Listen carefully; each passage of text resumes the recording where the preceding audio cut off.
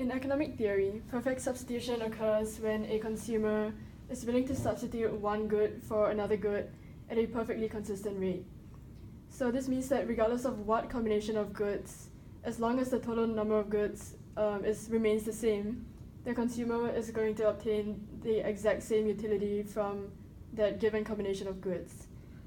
So as you can see on the graph, this is shown on separate indifference curves, where the slope of the graph is actually a constant at -1. Yeah, so what Isabella was saying is that this slope of -1 is constant because for any one unit of chicken or any one unit of beef given up, the consumer will obtain the exact same utility and be satisfied the exact same amount by getting this same unit of the other good, or this constant rate of the other good. So let's kind of work through our graph and explain what it means, also algebraically. So assigning arbitrary values for our indifference curves, we'll assign this value to be 5, this value to be 10, and this value to be 15 of the indifference curves. And then the indifference curves will have x and y intercepts of 5, 0, 0, 5, 0, 10, 10, 0, and so on.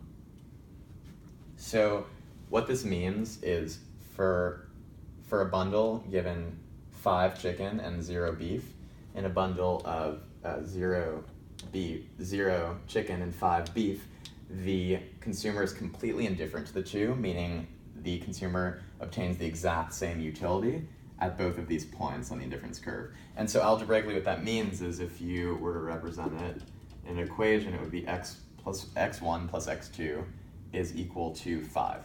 So for any combination of x1 and x2, as long as it adheres to the constant rate given coefficients of 1 and 1, as long as it equals 5, then you're fine, and the consumer is satisfied. So another bundle would be 1, 4, or say 4, 1.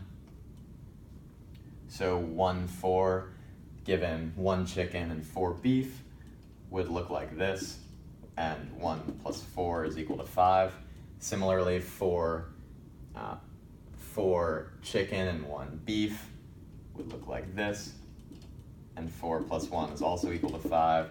So that's good, and that's satisfied. And it's important to note that the consumer is completely indifferent to these two bundles and obtains the exact same amount of utility.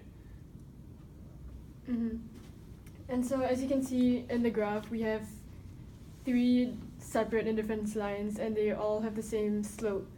As we are just changing the total bundle of goods, but for each given indifference curve, each good can be interchanged at a constant rate, while still giving the consumer the same utility.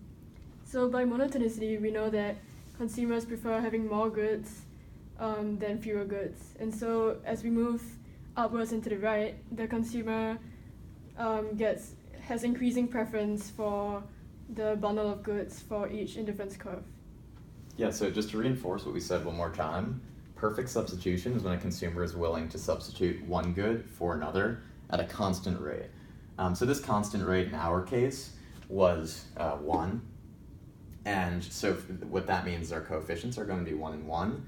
And for every 1 good of chicken lost, or 1 unit of chicken lost, the consumer will be perfectly satisfied and will gain the exact same utility from 1 unit of beef.